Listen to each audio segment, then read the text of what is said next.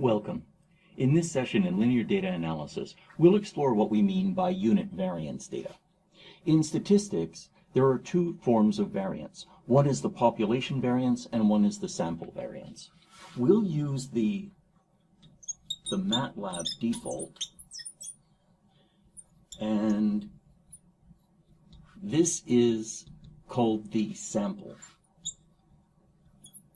variance. And we won't go into what the difference is between sample variance and population variance. That's suitable for a basic course in statistics.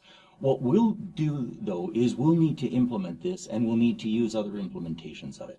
So the idea is the variance measures how much data vary from the mean. So for if we have a data vector that is all real numbers and there are m entries to it,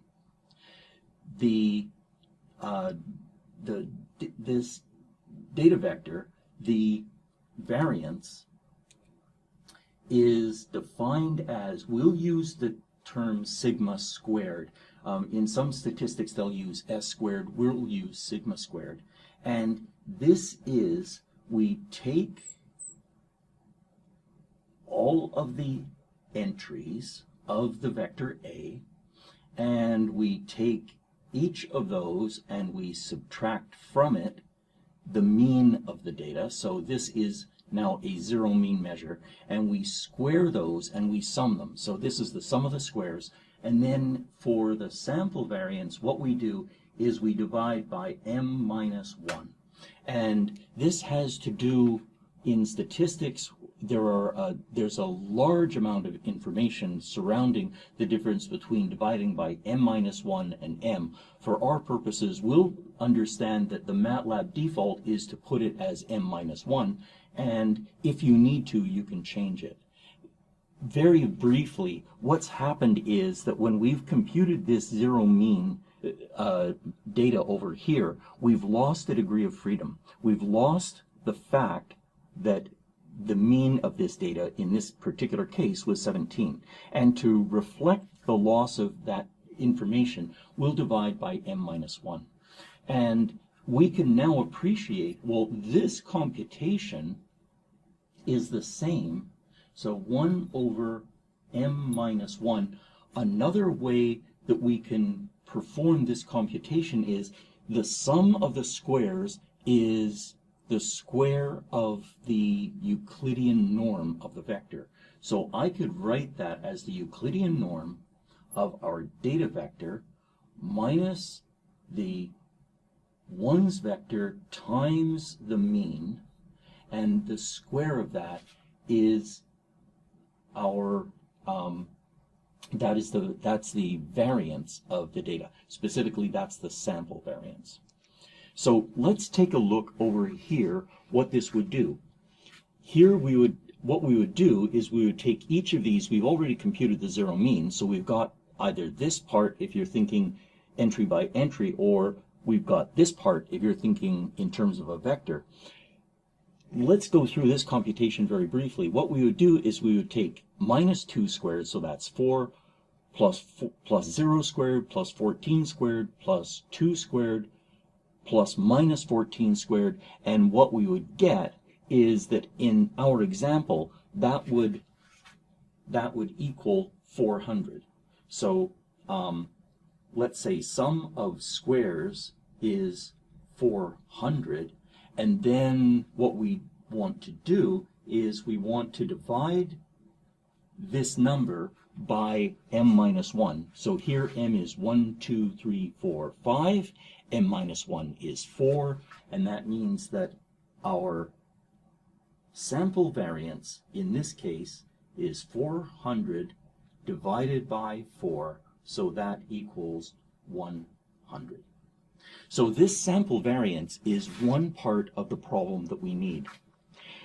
Let's recall from the previous session what our step 2 was. So step 2, it was to make our zero mean data have unit variance. And the way that we can do that is if this is the variance, then what we can do is we can multiply this data, this zero mean data, so that's inside the square. If we want the data to have a variance of 1, then what we would do is we would take this variance and divide the squares of the entries by sigma squared. Well, an equivalent way to do that is if we're dividing the squares of the entries by sigma squared, then we can divide the entries by sigma. And so that's what we do, is that the standardized data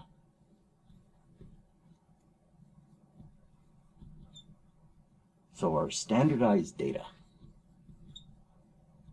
are, what we do is we take our data vector and then we subtract the mean from that data vector, and then we divide that by the square root of the variance, and the square root of the variance is the root mean square error, or it goes by many names, so we'll just refer to it as sigma, and so we could find that. In MATLAB, there is one function that will compute it all. So this is called the z-score, and what we would do is z-score of our data vector, and MATLAB would then perform both of these steps. It would perform the zero mean step, and then it would perform the unit variance step, and what we would get out of this is a z, which is a real number, that's a vector that comes out of taking the vector, subtracting the mean, dividing by the square root of the variance, and we get this. So sigma is sometimes called root mean square, sometimes called the standard deviation. For us, it's a way to get the score of the vector. So what would it look like over here? Well, what we would do is we would say that for this example, the score vector would be, this is a very simple computation for us, because if the standard deviation is 100, then sigma is the square root of 100, which is 10, and so what we do is we take this zero mean data and we divide it by 10. So that will be 0.2. I'll write 0.0 just for completeness. 14 divided by 10 is 1.4. 0.2, oh, that's a minus there, almost forgot that, and minus 1.4. And what we now have is this z vector is the z-score, or the standardization of this original data vector.